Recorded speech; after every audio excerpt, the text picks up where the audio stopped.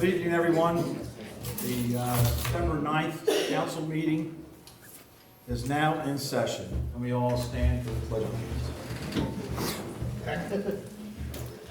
Pledge allegiance to the flag of the United States of America and to the republic for which it stands, one nation, under God, indivisible, with liberty and justice for all.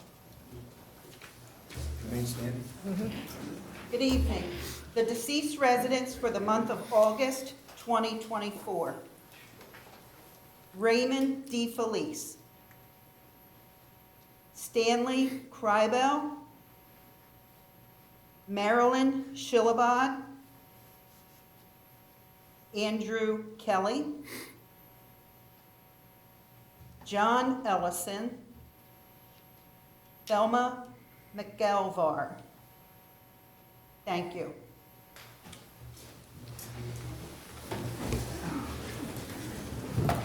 Mr. Willard, would you read the roll?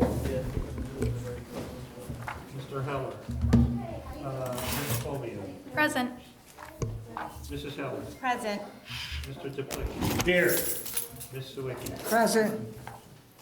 Mr. Pappas. Here. Mr. Burke. Here. Mayor Leslie. Here. Mr. Wills. Here. Mr. Tan. Here. Mr. Wilbert's here. Mrs. Boyle. Chief Montella. Here. Acting Police Chief Tim Havish is absent. Roll call complete. I would like to say to council that if you look at the packet that I left you here tonight, it was a two-sided copy, and the copy was made with one-sided one for the council. So anything you're missing, let me know. I can give it to you out of my packet. Actually, I could give you a copy from the one back in the room, and you can have it for the agenda. Okay, that opens up the first public discussion.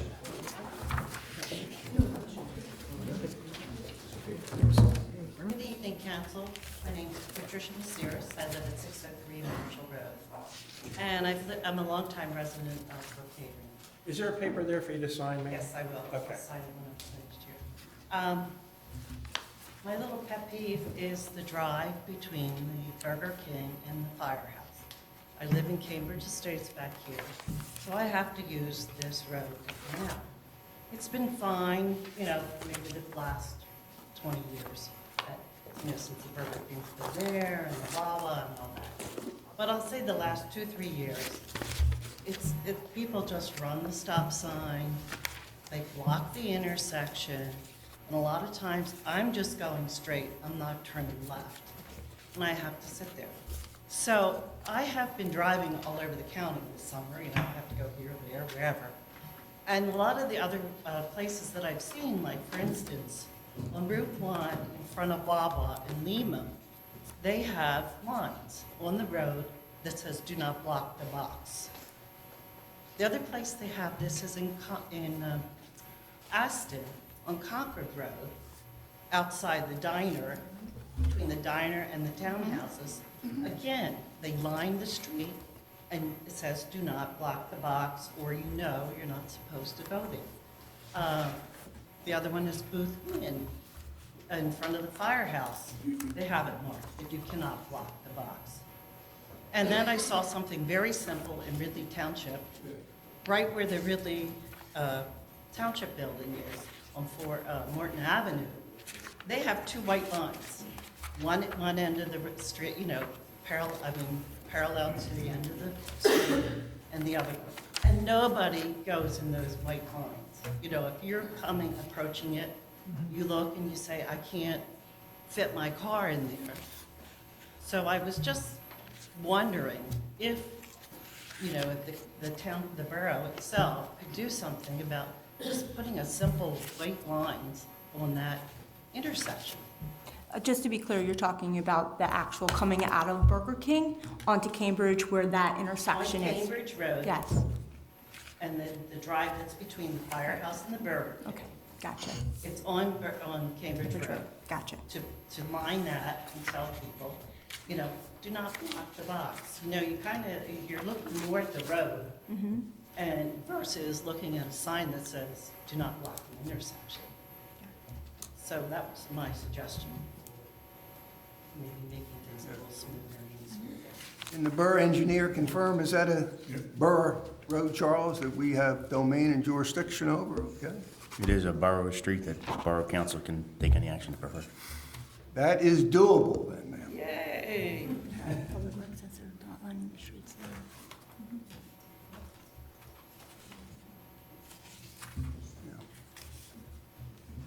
Okay, thank you. Thank you.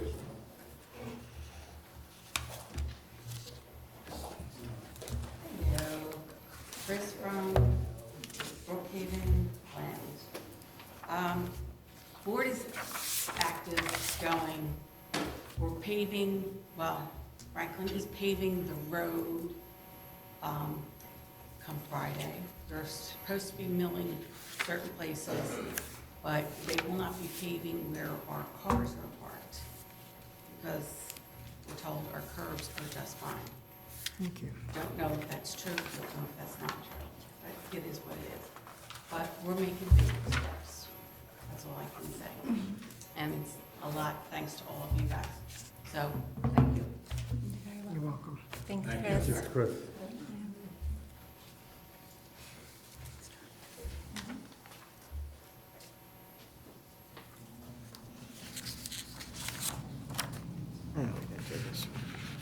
Good evening, council. Good evening, Mr. Leslie. Good evening, Mr. Wells. Just going to throw this out there. I know Dave knows the fellow very well. Other people might know him. The baseball field up there, the guy is finally retiring that kept that place together for a very, very long time. JR, DiProgetto. Been up there Yep. at least 10 years. Longer than that. He was there Longer than before that. me, and he's been there long after me. Yep, I think the council should maybe recognize him somehow. that's in the just my works. 2 That is cents. in the works, sir. He did a lot, but countless hours up there to keep that place together. And he's finally stepping down. I'm going to say at least 20 years. Yeah. He was there before his It's- kids were there, and he was there long after his Yeah, he kids. was Yeah. coaching but without kids in the room. Correct. I think it would be appropriate, maybe the council could put something together for him. Yep, Citation. I know in you- the works, already in the works, Thank you. sir. Thank you. Charles Leslie, 703 Cambridge. What's your name again, sir? We didn't hear you the first time, sir. Thank you.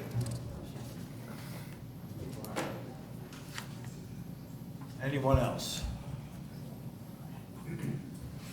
Anyone else? Okay, that closes the session. Okay, we have Fire Chief Ron Montello.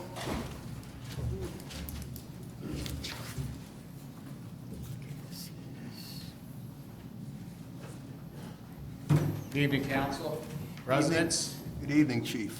Brookhaven Fire Company's August 2024 fire report. We had 4 fire incidents in the borough, 11 non-fire, 34 calls for mutual aid, 4 drill sessions, total of 53, 440 fire calls for the year so far. We had $5,000 loss on contents. We had $200,000 in property endangered in the borough for the month. And so far this year, we had $2,350,000 of property endangered. No firefighter or civilian injuries for the month. Manpower was 53 calls, 11 average firefighters per call, 244 hours in service for the month, 2,506 hours for the year. 4 training sessions, average of 23 firefighters, 179 hours of training logged for the month, 1,334 for the year. Incidents we responded to in Brookhaven Borough, we had an accident with a vehicle overturned at Brookhaven Road and Gray Street. We had a building fire at 5200 Hilltop Drive. Working smoke detectors alerted the neighbors while the residents weren't home. Fire was contained to the kitchen and stove area. It was a quick stop for the fire company on that call. Assisted Chester Fire Department on second alarm building fire at 729 Jeffrey Street. Assisted Aston Township on a building fire at 4513 Westchester Drive. Assisted Upper Chi Fire Company on a building fire at 1808 Larkin Road. Assisted Garden City Fire Company on a building fire at 428 New Jersey Avenue. And assisted Upland Fire Company on a building fire at 301 Glenway Avenue at their senior community. and we assisted Rocky Run Fire Company on a building fire at 533 West Forge Road. Our training involved apartment pack high-rise lines. We had a large joint drill with Middletown and Rocky Run Fire Companies 2 Tuesdays ago. We reviewed engine company operations, truck company operations, and rescue company operations. Our AFG Safer grant, we're continuing on our social media updating, and we did pick up 2 brand-new firefighters the past month, actually with experience, and one lives in the borough and the one's right on a neighboring town, but they both come with experience, which is huge for us to pick them up. Our ambulance garage project in the rear of the Borough Hall is good. We're working on the electric now. That project's moving along rather well. And the fire company had that national night out along with the police in the borough. We thank them for their help and supporting that with their donations towards it too. We had over 200 people come through our fire station that night. And thanks for the help from the borough. Mr. Softy was a huge success and a huge help to getting people towards the firehouse, but all in all it worked, so it's a win-win for everybody. And I just want to mention that over the past holiday, everybody's enjoying Labor Day. Our fire company responded to, and our ambulance service, 2 people in cardiac arrest in the borough of Brookhaven. Happy to report that both patients had a pulse when they left the scenes at both locations. Hopefully that'll bring 2 more saves for the fire company on Labor Day, so. Thank you, Chief. All good. Them things don't always end well, but we've been on a good streak here, so we'll take advantage of everything we get, so. Thank you, Chief. Our ambulance report for the month of August was, we had a total of 239 calls in August. 156 people were transported to the hospital. 145 calls were dispatched ALS. 94 were dispatched as BLS calls, and the ambulance has responded to 2,156 calls for service so far this year. That's it. Thanks. Thank you. Thank you, sir. Madam Mayor. Thank you. Very well. As a prerequisite, The chief's. Good evening, everyone. Detective Havoc is not here tonight, so he asked me to read his report. So this is the August 2024 Police Department report. For the month of August 2024, the officers of the Brookhaven Police Department initiated or were assigned to a total of 796 calls for service, a total of 15 criminal cases, and 21 non-traffic summary criminal cases were filed with the district court during the month.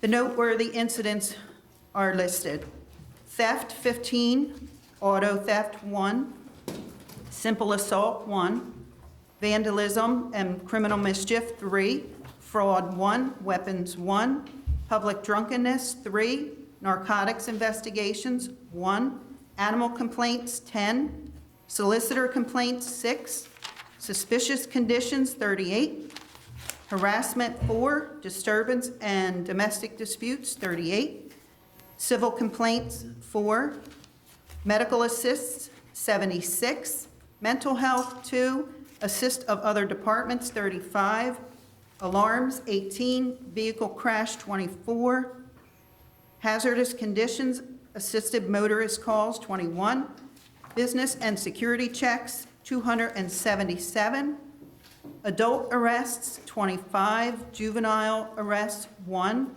citations issued 50, parking violations 8, warnings issued 122. The department started using the new report management system on August 1st. This was made possible with the fundings offered by the Delaware County District Attorney's Office. We are now part of the countywide information system in which agencies on the network can easily access report information from other agencies. This should help streamline operations and will benefit criminal investigations. The new system, InfoShare by CSI, is a dynamic, web-based report management system. It offers our officers real-time access to Pennsylvania State Police databases, which streamlines report completion and reduces errors in data entry. The RMS is also directly tied to the county computer-aided dispatch system. A call for service are automatically entered in our database on the information provided by the caller to 911 or the police officer doing the self-initiated activity. Officers have found that this integration greatly reduces the amount of time spent completing reports, allowing them to spend more time in the community. Officers, Officers also have the ability to complete reports from their police vehicles due to the system being cloud-based. Despite some growing pains in general, the officers have found the system to be robust and generally easy to use. There was a theft of an auto following the theft of an owner's key at a local gym. The automobile was recovered a few hours later in Philadelphia, and the offender was taken into custody. He was charged accordingly. There are no active solicitation permits, a reminder that political and religious activities are protected speech and not prohibited by law or ordinance. I want to thank all the volunteers and vendors that made our National Night Out event on August 6th a huge success. Despite the threat of rain, we stayed the course and had an amazing event, from the moon bounce for the kids, the cornhole games, the members of our community, and of course, our soft server from Mr. Softy.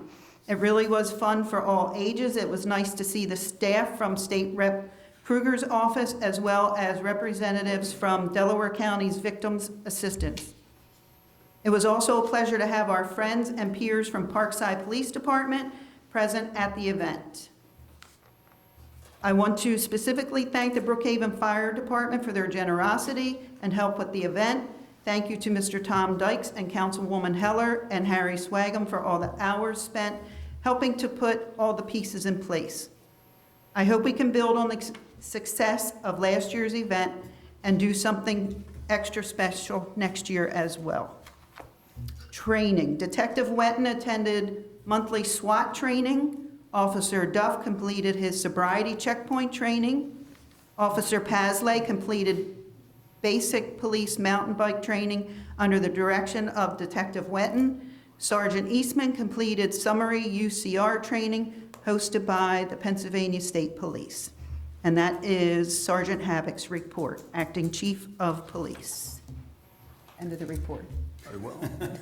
It was long. And if I could, Mr. Vice President, as a prerequisite to the mayor's report, I would ask that council consider a motion to amend the advertised agenda to consider acceptance of Michael L. Weiss's letter of resignation as Chief of Police for the Brookhaven Police Department. That letter is dated September the 9th of 2024, and that letter of resignation would be effective immediately. Do we have a motion? I'll take the motion. Second? I'll second it. All in favor? Aye. Any opposed? Motion carries. And Denise? Good evening. I would like to ask council to make a motion to accept Chief Michael Weiss's resignation effective today, September 9th, 2024, from the Brookhaven Police Department. Motion again. I'll make the motion. Need a second? I'll second it again. All in favor? Aye. Any opposed? Motion carries. The only other thing that I have on my report is our American Legion will meet September 19th, Thursday at 2 p.m. here at the Borough Hall. Thank you. Mr. Wills. Yes, thank you, Mr. Vice President, and good evening, ladies and gentlemen. The copy of the Solicitor's report is on file with the Borough Secretary's office in the event any members of the public would like to review it. The September 9th Solicitor's Report is as follows. Number one, I have one action item for Borough Council's consideration, and that is a motion to approve the agreement of sale in lieu of condemnation with Our Lady of Charity Church and the Archdiocese of Philadelphia to acquire approximately 7 acres of open space to include the former convent and grade school buildings at the Our Lady of Charity Complex, and that would be for the purchase price of $1,500,000. Is there such a motion? So moved. I'll second. All in favor? Aye. Any questions? No. Motion carries. My second item on my agenda concerns a new collective bargaining agreement with the Fraternal Order of Police.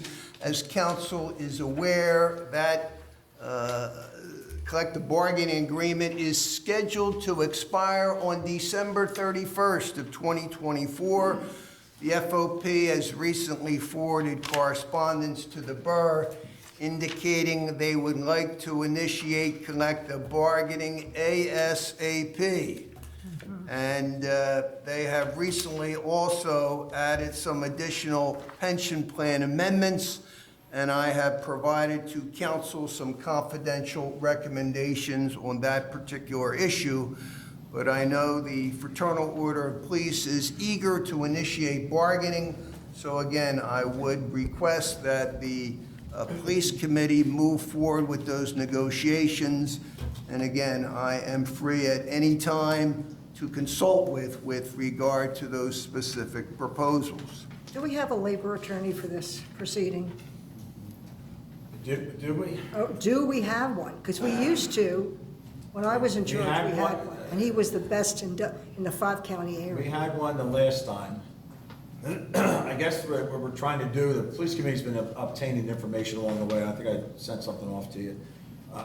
We're gonna try to just do it at first and see where we go with it. Sure you are.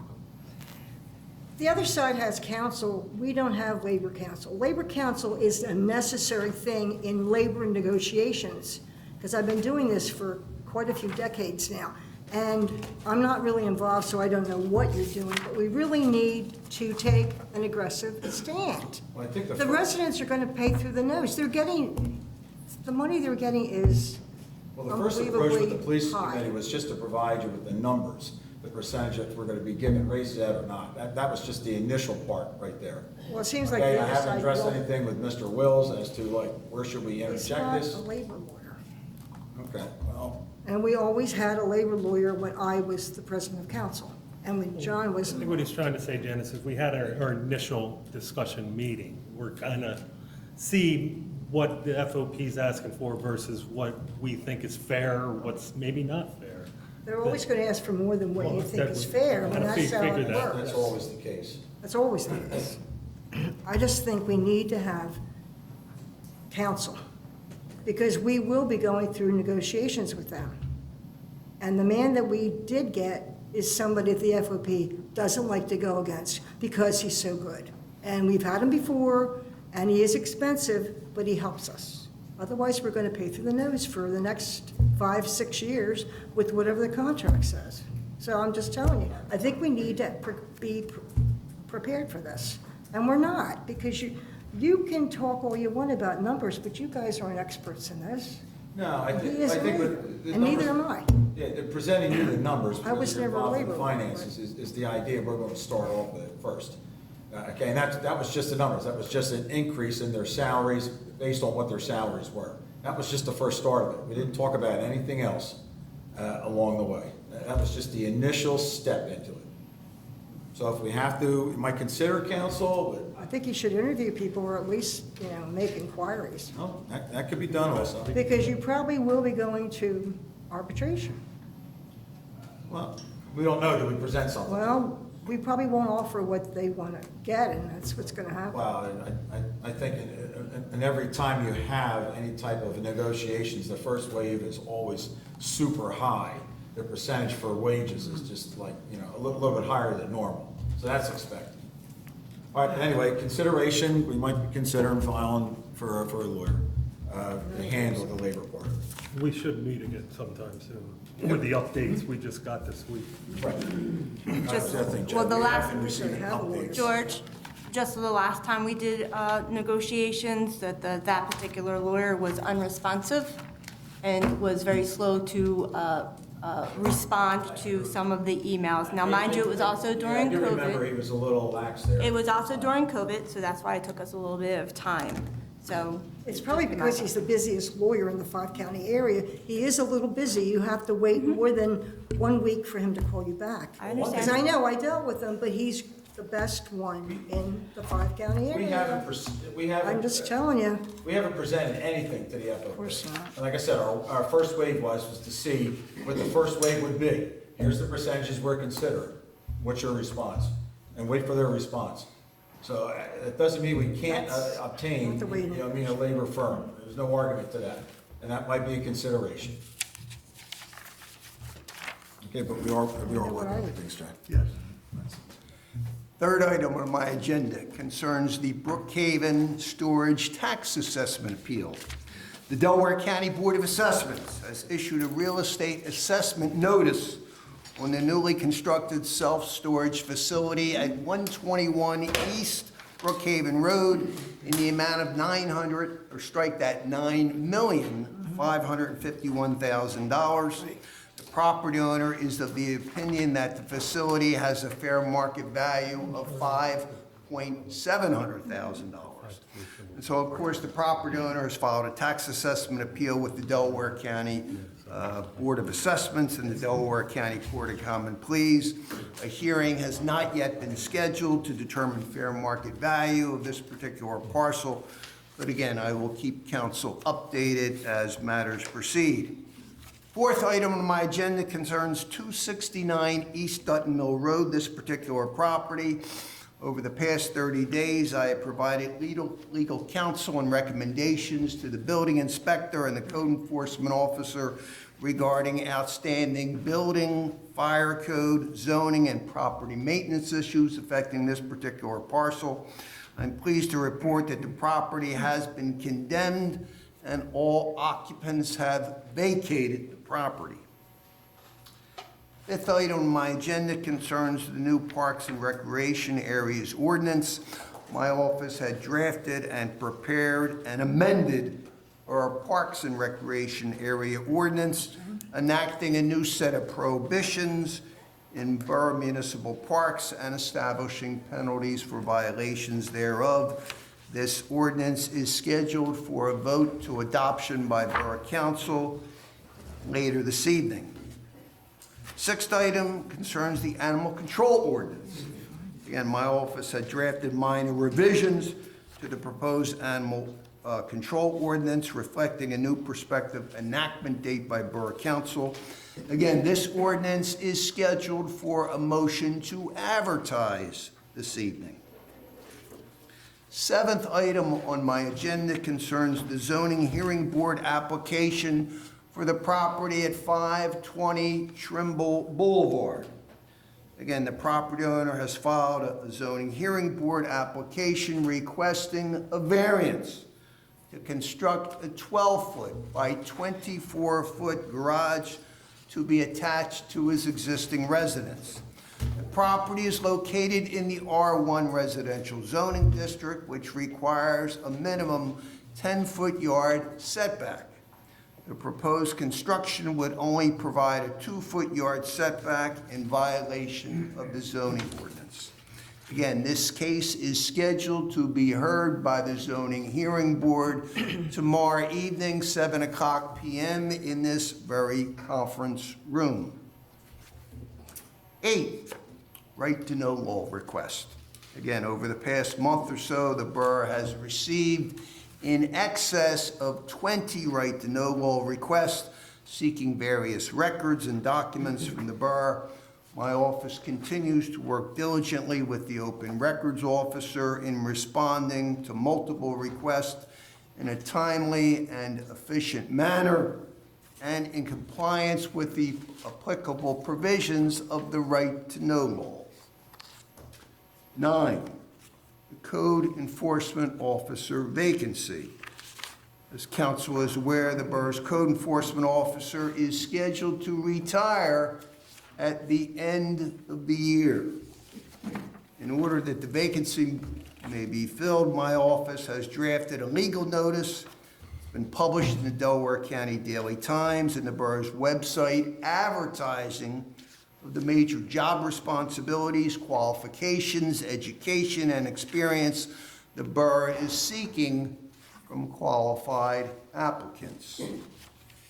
10, delinquent sewer and trash fees.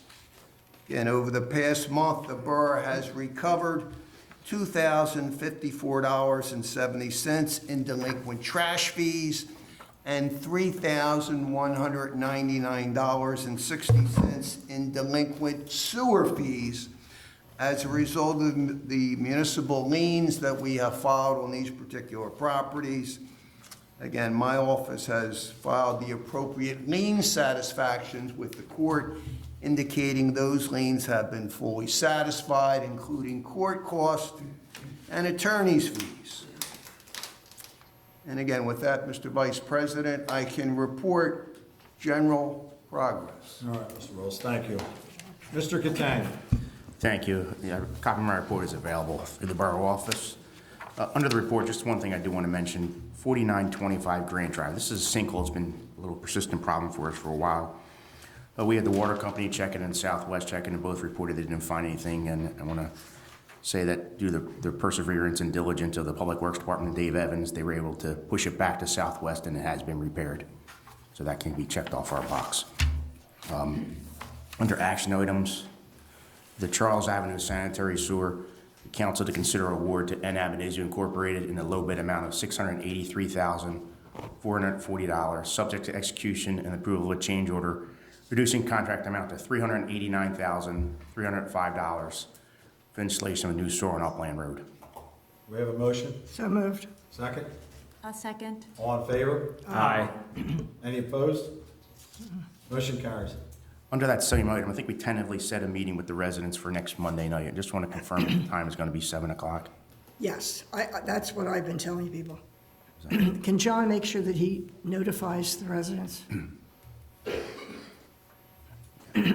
Next up, we have the Sampson Park Multipurpose Court. This is a state grant to receive.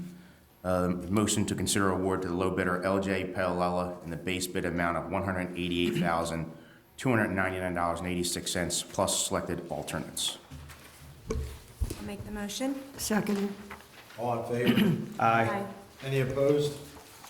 Motion carries. I just have a question. Is that just for next year? No, that project has to be completed this year by December 31st. That was my question. Okay, Yep. that's what I thought, but I just wasn't sure if Yeah, we had we're- delayed it. Okay, that's We're on the fine. third year of that Yeah, that's great, grant, thank you. I so. appreciate that. We have 2 items for consideration for the Public Works garage. The first one, there's some erosion along the side of the one garage. Authorization to make that repair or have that repair made. Motion. So moved. Second. All in favor? Aye. Any opposed? Motion carries. Then there's also a drainage issue there where we have water entering underneath one of the doors, and a motion to authorize installation of a drainage system. So moved. Is that at the storage facility, at the garage? That's at the main garage, yeah. Okay. Have a Sorry. second? Second. All in favor? Aye. Any opposed? Motion carries. Will we get done this year? Yes. Okay, We'll do thank you. so. Yep. And that's all I have. Thank you. And that leads us to the council reports. I'll be reading Mr. Heller's. We have a motion to approve the August 5th, 2024 council meeting. So moved. Have a second? I'll second. All in favor? Aye. Any opposed? Motion carries. I have another motion to approve the August 26th, 2024 council workshop minutes. So moved. Second. All in favor? Aye. Any opposed? Motion carries. I believe that's all he has here. Mrs. Sawicki. Thank you. I do have a bill list for September. The total is $393,727.83. Of that, the sewer fund is $81,919.65. General fund is $311,808.18. So there is a motion to approve the bill list for September. Do we have a second? Second. All in favor? Aye. Any opposed? Motion carries. Okay, the next item on my list is the motion to approve the financial requirement and minimum municipal pension budget for non-uniform employees for 2025. This is something we do every year. What we do is we receive paperwork that tells us how much money has to go into the pension funds for the police and for the highway crew. So we're doing the highway crew first, and, yeah, we are. And that is, let me see.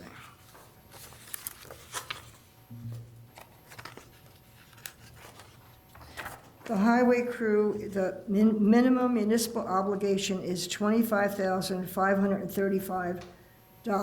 So that is the motion for the non-uniform pension plan. Do we have a second? Second. Any opposed? Motion carries. Okay, the last one is for the police pension fund. Their minimum municipal obligation for next year is $522,578. So the motion is to approve that. Second? I'll second. Any opposed? Motion carries. And that's all I have right now. Thank you. Mrs. Fury. Just two quick updates. The next Sustainability Committee meeting will be held tomorrow, September 10th at, September 10th at 7 p.m. Sorry, the agenda should not say 4 p.m., it should say 7 p.m. The next Business Revitalization Committee meeting will be held next Monday, September 16th at 7 p.m., not 4 p.m. Sorry, John, that must have been my typo that I didn't catch before. So both of those meetings, 7 p.m., not 4 p.m. Should have called it. That's it? No action items, that's it for me. Thank you. Mrs. Howard. Thank you. First, I want to give our thoughts and prayers to the Hess family during this difficult time. So please keep former Mayor Hess in your thoughts and prayers since the loss of his son over the weekend. Some upcoming events. Tomorrow, Tuesday, 9/10, I'll be attending the 23rd Annual Candlelight Vigil, remembering those lost to suicide at Rose Tree Park at 7 p.m. The Hallie Christine Jackson Butterfly Sanctuary will be recognized during the vigil for the survivors and all the hard work and the importance of creating such a beautiful space since September is National Suicide Prevention Month. Town Watch will be hosting the September the 11th memorial service on Wednesday, 9/11 at 6:30 p.m. outside by the walking trail. There will be a brief dedication prior to the service, honoring Betty Kelly and dedicating the Betty Kelly Memorial Walking Trail. The next meeting for Town Watch is scheduled for Thursday, October 17th at 6:30 p.m. And please remember to save the date for their craft show, which is Saturday, November 30th, from 9 a.m. to 3 p.m. And if you are a vendor and interested in the table, there is still space available, so please reach out to the office for registration. The Parade Committee is meeting on Wednesday, September 11th at 7:30 p.m. We're always looking for volunteers, and if you or your organization would like to participate, please contact the co-chairs, Linda Riffert and Vaughn Donaway, and mark your calendar for the parade, which is Saturday, November 23rd at 2 p.m., starting at Our Lady of Charity. The Senior Expo, offered by State Rep. Leanne Kruger's office, will be held at Borough Hall on Thursday, September 19th from 11 a.m. to 1 p.m. Reservations are required, so please visit Leanne's site for registration. Family Day is Saturday, September 28th from 12 p.m. to 4 p.m., and we are still in need of volunteers. Please sign up for your tickets prior to September 20th. Sign-ups are held Monday through Friday, 9 a.m. to 3 p.m. in the office. And evening sign-ups are tonight from 7 p.m. to 8 p.m. and again Monday through Friday, September 16th through September 20th from 6 p.m. to 8 p.m. Brookhaven's 19th annual golf tournament is scheduled for Sunday, October 6th at 12 p.m. at the Ed Oliver Golf Club in Wilmington, Delaware. Deadline to register for this event is Friday, September 27th. The indoor market has changed. The borough calendar states that it's actually on Sunday, October 13th. However, that has been rescheduled to Sunday, October 20th, due to the conflict with the Delaware County Community College Flea Market. Tables are $20 and there are still space available, so please contact the office if you would like to have a table. We also have the trunk or treat that is coming up on Saturday, October 26th at the Coburn parking lot from 1 to 3. 1 to 3, Tom? 1 to 3, 2 to 4? Lynn?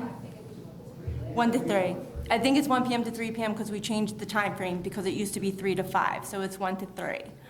And the multi-purpose facility is moving along quite nicely. Public Works is going to start their demo shortly on the tennis courts. We also had the Technology Committee met on Tuesday, August 27th to review the September newsletter. If you're not receiving the newsletters, please go to our borough website and click on the Brookhaven alert link to register for this free service. John, Mimi, and I met via Zoom with a representative from Course Vector, which is our website provider, on Wednesday, August 28th, to advance some of the links, pictures, and some of the back-end services. The meeting was part of our yearly contract hours, and Mimi and John met again with them on Thursday, August 29th. And our next technology meeting is this Thursday, September 12th at 7 p.m. And that is the end of my report, sir. Thank you, Mrs. Hammer. And we have an advertised executive meeting immediately following our council meeting here, based for personnel and litigation reasons. And that is all the items I have. Mr. Burke. Thank you, Mr. Vice President. The Ordinance Committee met on Thursday, August 15th. We discussed revisiting the ordinance dealing with the animal control that the solicitor referenced in his report. This is an ordinance that had originally been advertised but never was taken up for a vote back in 2020.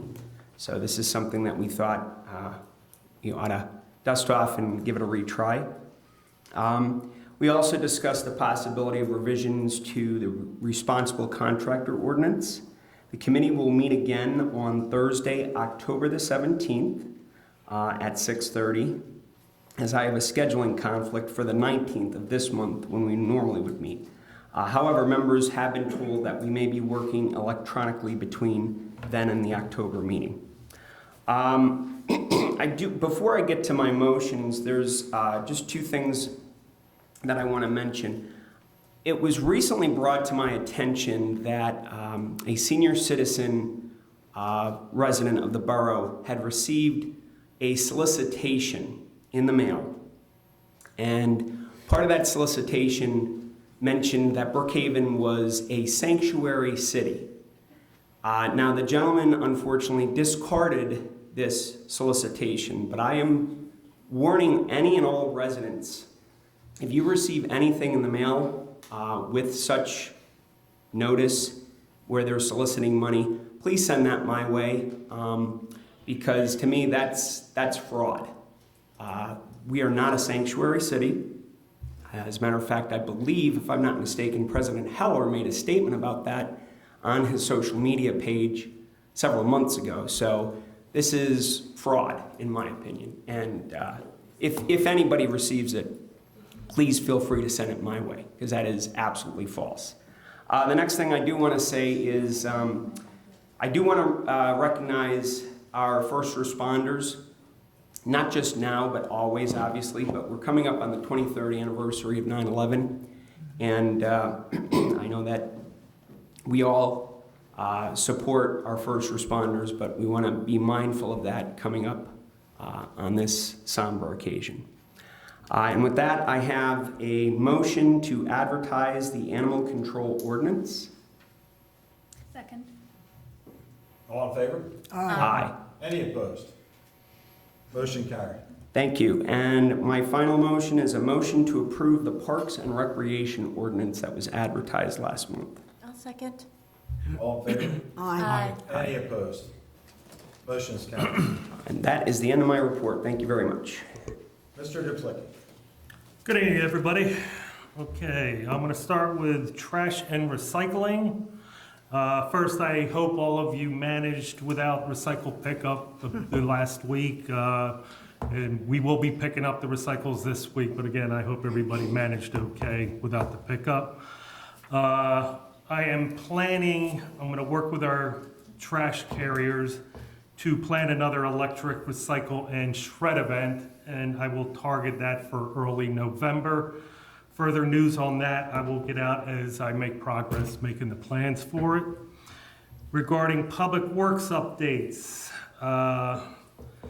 this is stuff that's been completed or in being worked on at the moment. They blacktop around the snack bar at Memorial Park. They installed Social Security cameras at Garcia and Somerville Parks. Memorial Park's repairs were made from a downed tree that hit the building, and several things, gutter, roof repairs were made, and they still need to complete the fencing that was damaged during the tree falling. Field lights at Sampson Park were addressed. They were shining, people were saying they were hitting their house too much. They addressed that issue. Public Works was out with their street painting machine. They painted speed bumps, crosswalks, stop bars. It's still ongoing to finish up the job throughout the borough. And this was already brought up, the sinkhole on Grant Avenue that has generated many reports has finally been filled, so glad that's over with. Upcoming projects, Councilwoman Heller brought this up. The demolition of the tennis courts at Sampson Park is on tap to be converted to their multi-purpose facility to be used at Sampson Park. They're presently getting Family Day preparations, have begun around the Borough Hall for Family Day.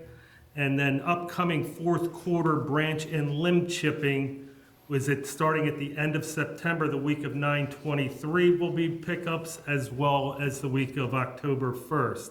So if you have any limbs and branches you need to get rid of, please make an appointment at the borough to have the Public Works people come out and do your chipping for you. Vehicles, I brought this up at the workshop. The Public Works Department wants to put several vehicles up for sale, well, a couple vehicles up for sale on municipal bid. A 2001 Ford F-550 dump truck and a 1995 Chevy cab and chassis will be put on municipal bid. Once these bids come in for the vehicles, I will present it to Borough Council and we'll make motions whether to accept a bid or whether not to accept bids on them. Back in August of 2023, a 2016 pickup was sold on municipal bid for $9,000. So the money raised for those three vehicles, it's Public Works want to buy a new vehicle with the money raised with the sales of the three vehicles. And then Ms. Koya spoke earlier about the issues at Brookhaven Glen. We're still addressing issues and, I'll report progress. But word is somebody got injured again, so I want to stay on top of this the best I can. Okay, and then that's my report. Thank you, Mr. Duplicki. That leaves us with the inspector's reports. Mr. Leslie.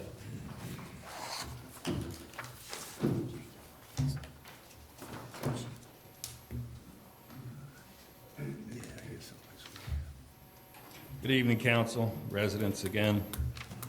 Just a couple items here. Okay, Mr. Woolward asked me about the parking lot at the new Brookhaven Shopping Center where they redid the islands. We're going to make sure that we have the no parking fire lane signage properly placed and in position so the fire trucks can make the turns, especially the new entrance coming off of Edgemont Avenue there is pretty tight. So there's going to be no parking up there. I spoke to the owner, Avi. Is anybody familiar with that pickup truck and the camper guy living in the borough now? Has anybody seen that guy? He's in the shopping center, sometimes he's in front of the beer barn, sometimes he's in Giant parking lot. But it's a little pickup truck with a camper and the guy's living in there. I don't know if there's an ordinance against that. You know he's in there because the generator's on the back of the camper Was at running. Ross's the other night. Where was he? In Ross, the Ross apartment. Brookhaven Shopping Center. Correct. Yeah. I see him all over. I travel throughout the night sometimes, and but I don't know if there's an ordinance against that or not. Yes. He's living in the trailer in the Yes. parking lot. That's not the same trailer that you were talking about, Chris? No. Okay. There's a whole host of ordinances that prescribe. Okay. Well, maybe we'll get the guy on that. The fire prevention material was ordered for the Family Day and the Fire Prevention Week for all the schools. I'm glad to see that 225 Dunton Mill Road is finally cleaned up over there, Hearn's Place, the old Callaway Florist, looking good. That was a big fire hazard. The Hilltop stove fire the chief was talking about, and this is for all the residents.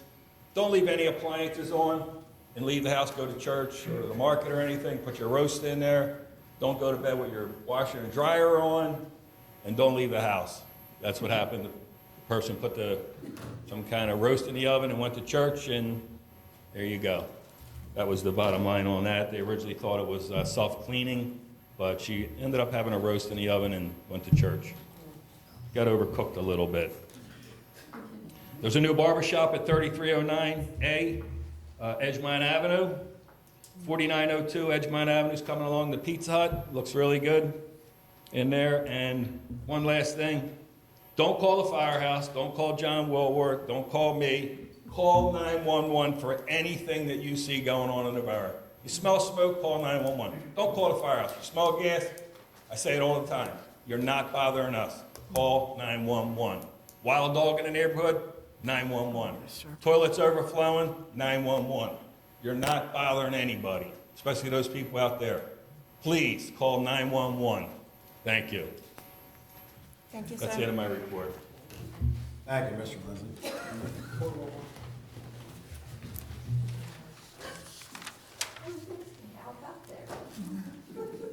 And the follow-up to that is the second public discussion is now open.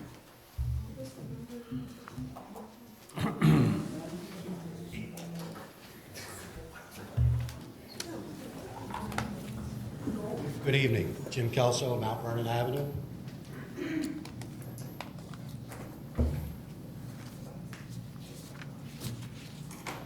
So one of the previous meetings, I was addressing Terry Heller, and he stated if I did some digging, I'd probably find some dirt on it.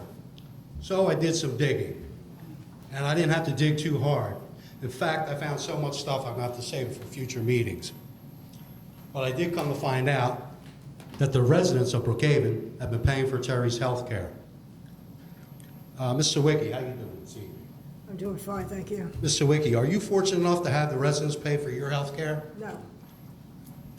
Mr. Duplicki, same question to you. I don't know how to answer it, I'm sorry. I have my own health care. I haven't worried about it. Okay. Ms. Fulvio, I also have my own health care. so I guess it's just Terry. Not only is Terry receiving health care on a resident's dime, but so is Sherry Heller and her 2 children. To my knowledge, that has not been brought to a vote. So I'm going to address that, sir, because again, previous council was fully aware of our healthcare issue that we had, and it was not now, but when my husband was out of work. And it was actually approved by the auditor of our insurance company that we have here at the borough. So no, it was not voted on at a public meeting, but Mr. Heller has gone to the ethics commissions to find out exactly what we need to do to make it right. But we are no longer on that, and that was needed in a dire need. And it wasn't just No longer our on the family. health care? Not just Is that our correct? family was on it, but we did that for previous employees as well who were in dire need of health care during specific time frame. Well, how does that affect the residents of Brookhaven? Let's take a look. I have documents here showing that for the month of February 2024, the borough paid into the health care on behalf of Terry Heller and his family in the amount of $2,139.38. That equates to $25,672.56 yearly. I wonder how long that's been going on. Let's talk about Robert Why Grant. don't you right to know it, sir, since you've already... I do right to know, and I have that have information. that, and that's fine, sir. Let's talk about, and I have the floor now. Let's talk about Robert Grant. Isn't he a former employee of the borough? Robert Grant, former employee? Yes, he was an employee, yes. Okay. If that's the case, why does he remain on health care? Also, in February of 2024, the borough made payment on his behalf in the amount of $645.01. That's $7,740.12 yearly for Mr. Grant. And for those who don't have your calculators handy, that's $33,412.86 for the Heller family and Robert Grant, a former employee. That's just for 1 year. How much more are we going to put up with? A sham of an investigation on Chief Vice, probably upwards of $50,000 in lawyers' fees. How about the $50,000 settlement with Dawn Jones and her slander suit against Terry Heller? Is the borough paying for that? First of all, that's not accurate Yeah, that's not an information. accurate figure. That's not an accurate figure, and it wasn't against Mr. Heller, it was against the borough. And so if you want to direct your attention to me, so I can give you the facts, sir. And let me remind you that the investigation is not a Mike Vice and Terry Heller investigation. The investigation was because of the way that the friggin' Vice... You're a little upset there, aren't you? No. I had some nerves? No, you did not, sir. I think I am. I did not. Let me finish, because this is my council room. Okay, So well, I have the floor right now. Well, I'm gonna So finish. you can speak when I'm done. No, I'm not. I think it's So, time at the this residents point, demand a financial audit on Brookhaven Borough, since some people treat the taxpayers' money like it's their own personal bank account.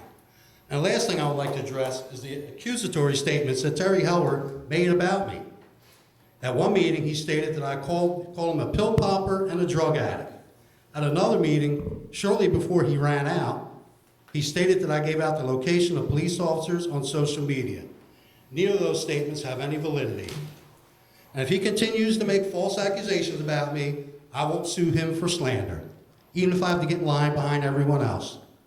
And if he wants to address me or anything I said, he should have the courage to say it to my face and not on social media as he has done in the past. Thank you. Thank you, Mr. Gelson. So may I address now? I was just going to say, we need to straighten out the number figure, because that figure's not right with the... And I'm not worried about the healthcare thing right this moment. My concern is right now is that this certain people, hi, how you doing? I'm glad that you're recording. I'm great. So, just so everyone What is would be your aware issues? that, I'm all good. So let me just tell you, the investigation that is currently in progress is not Terry Heller versus Mike Vice, as some people would like to think on some hateful Facebook pages. And the actual investigation is due to the fact that we have a majority of our police officers that have felt threatened, intimidated, and there's a workplace violence in that environment for our officers, and that is the reason for the investigation. As for your accusations, as the fact that Mr. Heller stated things, if you went back and redid the recording, you would hear that he didn't specifically state it was you, it was the Facebook page as to giving up the locations of certain officers. So again, if it was your son, Mr. Calso, if it was your son, Calso, that was put on that. Yeah, damn right. Gentlemen, we're focused here. Mrs. Heller is explaining something here now. She has And the floor again- right now, let her finish her sentence. And again, if it was your son, Mr. Calso, that was actually given the location of where he was and his safety was in question, there would be a different conversation now, wouldn't there be? Because yes, there would be, sir.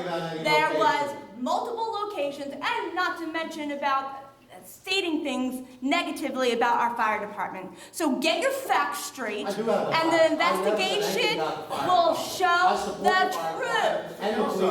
Let her finish, because she I'm gave you the done. opportunity to speak. I'm done. One or the other here. I am done. I'm done, because I made my point, and I will stick with the facts of the actual, just the facts. Just stick with the facts. That's all I have to say. I'm done, thank I'm just looking at you. what the borough paid, that we paid for your family. And I'm not going to address you anymore. Good. Because it's, Got the wrong way yeah, with your husband. no, we're done. You can actually leave if you would Mr. like Kelso, do you to. have any new information for us now? No, he does not, because it's Okay. not Anybody factual else? Future information. meetings. Excuse me? I have more info, and I'll save it for future meetings. Okay. Anybody else? Mr. Kelso, can we have the sign sheet, please? You took the sign sheet. Can you bring it back, please?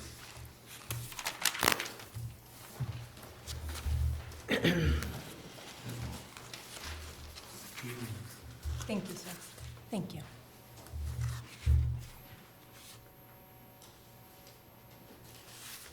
Hi, Pat Messira, 603 Marshall Road. Could you please clarify this healthcare and the borough Absolutely. paid for it? Because, you know, I lost my job 10 years ago, and I had to go on the marketplace. And my husband and I paid $1,700 a month So the out of barrel, our pocket. so You know, the, and so why should we benefit you? so just to be clear, that the actual borough code does allow it for employees and for government officials for short periods of time if there is any health care or health reasons. So again, it was not officially voted, but there was documentation from the previous council that was clearly aware, as well as the mayor, and it was also approved by our auditor to state that it was allowed for that short period of time. And it is not accurate that we did also pay into that health care. And why, again, we are going through the actual commission to make sure that we did not violate anything, and that if anything needs to be paid back, that we would. But it was during the time frame of when we were not still having health care, and that my husband was in severe need of it from a dire need. Okay, I guess, Mayor, can you address this? Because I really don't understand why we would pay the health care. You know, I was on the other side of this. I had no other outlet to pay my health care. And, you know, this came out of my pocket. The only health care that I was aware of that Mr. Heller was receiving was dental. I was not on any other emails when the family was getting health care. They must have kept me off. This was from maybe 2021 or 2022, when Mr. Heller stated that he was going to take dental only. The other emails I was not a part of. So I cannot address that. Okay, but as a resident, I am very upset about this. You know, where I had to pay out of my pocket for my own health care. And it's not fair. No. You know, I didn't have any other avenue but to dip into my savings.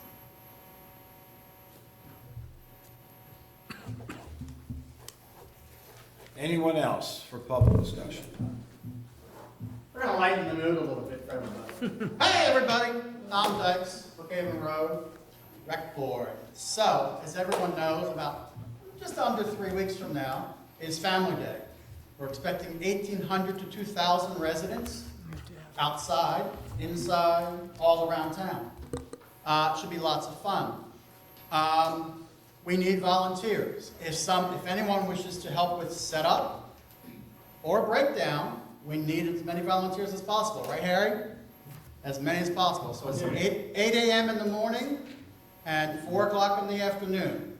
Come, move some tables, move some chairs, help pick up trash, do all that fun stuff. It's great. It's lots of fun. We have other openings for people to help out at different booths and what's going on. This event takes a village to run this village, and people need to understand that. Just to give you an idea of a few things that are going on in the next 2 weeks that are happening, between myself and Mrs. Heller, we'll be spending probably a good 4 hours on just doing the layout of where the different tables are going and what's happening with that. With myself, Pastor Ben, and Lynn, we'll be going out and purchasing the supplies that we need for the hot dogs, the hamburgers, the drinks, the water, you name it, we're doing that. So we have lots of stuff with that. We have our ticket committee. Lynn's been leading that for us. They're here every day in the morning from 11 to 1, and then a couple of evenings a week for doing tickets to give out our free tickets to our residents. Let me explain that. To our residents, please do not come up and try and get tickets for your children or grandchildren who do not live in your house. I know that was done before, but we're trying to stop that because it is costing all of us more money to do that. And I know we've had a couple people who have come up, they live in a 2-bedroom apartment and asking for 7 and 8 tickets. A little strange with my point. So we're trying to figure that out, get that going. So we have that going. So Family Day is a big day, a big event. We are asking everybody to please park at Coburn Elementary School. Okay? We have a van that's going to go back and forth, driving people back and forth.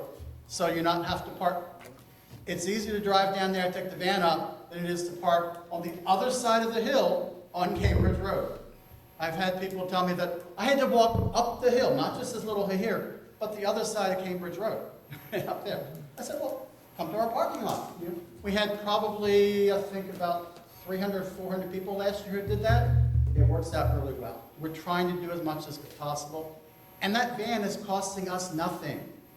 Just so you know, the bargain rental is allowing us to have a van for free. See, we have members of our community who do lots of fun stuff for us. So that's Family Day going on, doing that. So we have lots of setup. Lots of work's got to get done yet, and we're working on that. October 6th is the golf outing. If you play golf or you'd like to sponsor the golf outing, please do so. The funds that are raised from golf outing go to help do other events. It helps to do the tree lighting service. It helps to do children's events, going through that kind of stuff. We have the flea market on October 20th. Also helps a little bit with those things. Trunk or treat, we talked about that. So these events help with trunk or treat. November 14th is another fun, free event being run by the Middletown Library for us. They're doing a music program, musical instrument program for us for the little guys. Be in our gym. Please sign up through the Middletown Library. They have a limited number of people that can come in. So we have that going on. And then the two big things that finish out 2024 will be the senior luncheon and the tree lighting service. Our senior luncheon, we have 200 to possibly 225 seniors that come in, and we celebrate the holidays with them. And it's a good time for our seniors to come out and socialize with other seniors and get out of their house and do something fun. You know, we forget sometimes that our seniors need that time to get out of their house and help. It also gives us time to say to them, hey, what would you like us to do for you? What can we do for you? How can we make things better? You know, that kind of stuff. So that's what we're looking at. And then tree lighting service is that same evening. Both of those are December the 8th. Tree lighting service, we light the holiday tree outside. We have some carols going on inside. We have refreshments. And just a fun way to finish out the year. So please think about volunteering. Please think about coming to the events. We need as much participation as possible. You know, I try and, it's funny, Janice has picked, says some things about money and stuff. I've been told by former employers that I am a Scotsman, and I am a Scotsman. I can squeeze blood out of a penny, and I will do that. I mean, so I try and make sure that I don't spend more money than is needed. And so I try and make things as possible for us. You don't want me to talk about that. I don't know what I'm talking about. So you don't want me to talk about About how it much might we be, really spend. it might be more than you would like, Janice. Yes, it but- is. It's more than the budget would like to, but that's another. But it's one of those things, we raise lots of money. As of right now, the Family Day Committee has raised over $16,000 to go towards all our expenses for Family Day. So it's a good thing that we do that. All right? Thank you, you all Tom. very much. Thank you, Tom, for all your work. Good evening, Council. My name's John Pacilio. I'm at 4926 Grant Drive. I'm just wanted to follow up and say thank you, Chuck, with taking care of 4925, and Dave Duplicki for your help with that, getting that pothole or sinkhole taken care of. Second, I'd like to ask the council, I know with Chester Water Authority currently in the state of receivership at this point. What is the council doing for this concern? Is there anything that can be done for you guys to stand up for our borough at this point, or to keep us up to date of what's going on with this situation? Because I'm sure my concern, as well as I'm sure the rest of the people in here, is we're going to lose this, and we're also the shareholders in this. So if we see someone else come in and buy this, our rates are going to triple. I know with Aqua, when they came in Upper Marion Township and took over the Upper Marion Sewer, when I lived there, it tripled from the first month, payment with no notice. So we need to be very, very much in tune of what's going on in our community, because you're going to find out it's not going to be cheap. And I expect everyone on this council to be concerned about this, whether you live in this borough or not. I mean, it's going to affect everyone in Delaware County, is what's going on. And I haven't heard one thing from this council in months discussing any of this. I know we've had other important issues to discuss about, but this is a very important issue that I think is worth looking into and following through and defending our borough. So is there anyone who can speak to this at this point? If not, that's okay, but I'd really like you guys to give it some consideration. And I thank you very much for your time. I think the first wave that we had when the Chester Water Authority was maneuvering to acquire the water company, we reached out to State Representative Kruger, and she gave us support. So I have to assume, without speaking to her personally, that we still have her support. I'm sure The latest readings that I read with Chester Water Authority themselves, Senator Kane was involved, and some of the other state reps where the Aqua Aurora Dam is, was also involved. So I can only other believe that she is still supporting the bills to stop this whole thing that's trying to go on down here in Chester. That's all I know. It was all I read. So I don't have any more personal information than you do as a ratepayer, because from the information that came across the internet or it was mailed to our houses. Okay. Do you think it would be, I think it would be great if we had representation from our borough at any of these meetings trying to fight for this. I think any one of you, especially our mayor or the rest of council, should be there. I'm sure we can reach out to the state rep's office to see if she's available. You know what I mean? Because it's not just the state, it's not all the state rep's responsibility to be doing this. It's our community. And I think everyone should be here fighting for this. And I think it's worth it. It's important to everybody in this room. Okay, thank you for your time. You're welcome. Anyone else for public discussion? Okay, one thing that was misrepresented, Mr. Kelso, the lawsuit with Dawn Jones, the settlement was $12,000. So I don't know where the $50,000 came in at, but it's not. It's $12,000. Who's paying that? Well, the borough is responsible for $5,000 of it. But understand, it wasn't the borough that made that decision. That was a legal decision that our insurance company decided to settle out with her. That's all I know. That's all I was ever told. But the settlement number was $12,000. The borough's responsible for $5,000 of it. Anybody else for public discussion? Can I take a motion to adjourn? So moved. Second. All in favor? Aye. Motion carried.